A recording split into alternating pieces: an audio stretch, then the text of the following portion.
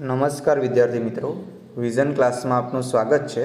આજે આપણે F5 BCom semester 2માં statistic વિષયના ટોપ 7 મોસ્ટ આઈએમપી સવાલ જોવાના છીએ, જે તમને પેપરમાં દેખાશે। આ ઉપરાંત આપણે દાખલા પણ જોશું। તો તમારા મિત્રો સાથે આ વિડીયો શેર કરો અને વિડીયો પસંદ આવે તો લાઈક કરો। ગુજરાતી મીડિયમ અને ઇંગ્લિશ મીડિયમ બંને માટે આ થિયરી છે, તો ઇંગ્લિશ મીડિયમના વિદ્યાર્થીઓને પણ આ વિડીયો શેર કરવો। જો તમારે ઓલ્ડ જૂના પેપર જોતા હોય તો તેના માટે એપ્લિકેશનની લિંક તમને ડિસ્ક્રિપ્શનમાં આપેલી છે, ત્યાં જઈ એપ્લિકેશન ડાઉનલોડ કરો, જ્યાં તમને ફ્રીમાં ઓલ્ડ પેપર જોવા મળશે। તો સૌથી પહેલાં આપણે થિયરી જોઈએ। તો પહેલી થિયરી છે સહસંબંધ અને નિયત સંબંધ માટે તફાવત તમારે લખવાનો છે। આમાં તમે સહસંબંધ અને નિયત સંબંધ કરો એટલે બંને તફાવતમાં પણ ચાલી શકે એ પ્રમાણે છે। ત્યાર પછી તમારે સહસંબંધ અને નિયત સંબંધના અર્થ આપી તેના ગુણધર્મ જણાવવાના છે। હવે જો તમે તફાવત કમ્પ્લીટ કરેલો હશે તો અહીંયા તમે ગુણધર્મ ખાલી એક્સ્ટ્રા કરો એટલે તમારું બંને સવાલનું કાર્ય પૂર્ણ થઈ જશે। ત્યાર પછીનો સવાલ છે તમારો કે સહસંબંધના પ્રકાર જણાવો અને તેના અભ્યાસની રીતો સમજાવો। અહીંયા ખાસ ધ્યાન રાખજો, સહસંબંધના જે પ્રકાર છે એમાં એક ચોપડીમાં 3 પ્રકાર આપેલા છે અને એક ચોપડીમાં 5 પ્રકાર આપેલા છે। તો જેમાં ધન સહસંબંધ, ઋણ સહસંબંધ અને સહસંબંધનો અભાવ, આ તમને 2 માર્ક્સનો જે સવાલ હોય ત્યાં પણ પૂછાઈ શકે છે, અથવા તમને એ રીતે પણ પૂછાઈ શકે કે -1, 0 અને 1નું અર્થઘટન કરો। ત્યાર પછી જે એની અભ્યાસની રીતો છે, આ અભ્યાસની એની 3 રીતો છે। એક છે કાર્લ પિયર્સનની રીત, બીજી છે વિકિરણ આકૃતિની રીત અને ત્રીજી છે સ્પીયરમેનની રીત। એમાં ખાસ તમારે જે વિકિરણ આકૃતિની રીત છે એ તમારે કમ્પ્લીટ કરી દેવાની છે। તો જો તમને સીધો સવાલ નહીં આવે કે અભ્યાસની રીત, તો એવો પણ પૂછાઈ શકે કે કાર્લ પિયર્સનની રીત આકૃતિ દ્વારા સમજાવો, ત્યારે પણ તમારે આ સવાલ કામ આવશે। એટલે ખાસ આ સવાલ તમારે કમ્પ્લીટ કરી દેવાનો છે। ત્યાર પછી આપણે જોઈએ તો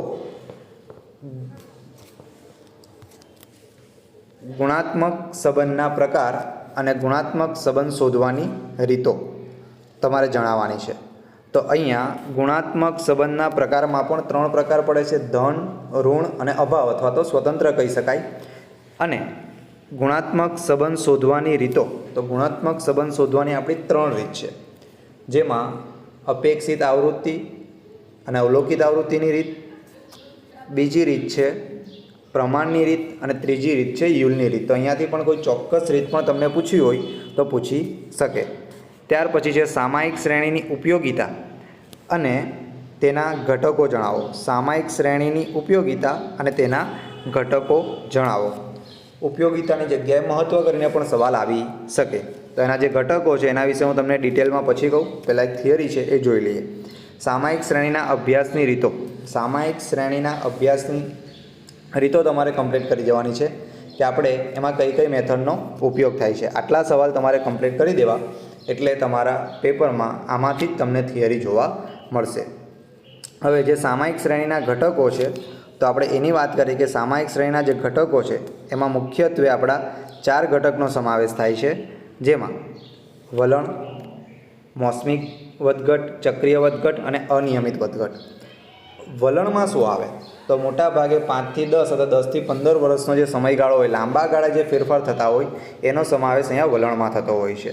ત્યાર પછી મોસમી ઘટક, મોસમી ઘટક એટલે મોસમ પ્રમાણે, સમય પ્રમાણે એમાં જે ફેરફાર થતો હોય એ અહીંયા તમને મોસમી વધઘટમાં જોવા મળશે। જેમ કે શિયાળો, ઉનાળો, ચોમાસું, આ સમય દરમિયાન જુદી જુદા પ્રકારની વસ્તુ અથવા ખોરાકનું વેચાણ થતું હોય છે, તો એ તમને અહીંયા જોવા મળશે। ત્યાર પછી છે ચક્રીય ઘટક। ચક્રીય ઘટકમાં તમને લાંબા ગાળે ફેરફાર જોવા મળતા હોય, તે જેમાં તેજી અને મંદી એનું બેસ્ટ ઉદાહરણ છે।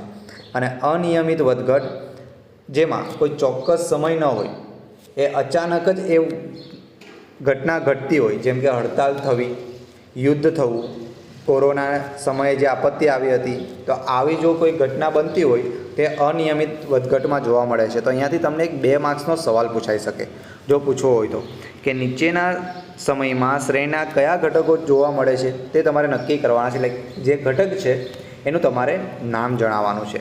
તો અહીંયા કોવિડ દરમિયાન દૂધ અને શાકભાજીના ભાવમાં વધારોમાં કયું ઘટક જોવા મળે? ચોમાસા માં રેનકોટ અને છત્રીનું વેચાણ થાય છે તો ત્યાં કયું જોવા મળે તો કે મોસમી ઘટક આવશે. તો આ રીતે પણ તમને સવાલ પૂછાઈ શકે. તો આ તમારા થિયરીના સવાલ હતા. હવે પછી આપણે એનું જોશું કે તમારા દાખલા કેવા હોઈ શકે. તો આવા દાખલાની તમારે તૈયારી કરી જવી જેથી તમને પરીક્ષા માટે ઉપયોગી થાય. વિડીયો પસંદ આવે તો લાઈક કરો અને તમારા મિત્રો સાથે પણ શેર કરો. જોઈએ દાખલા.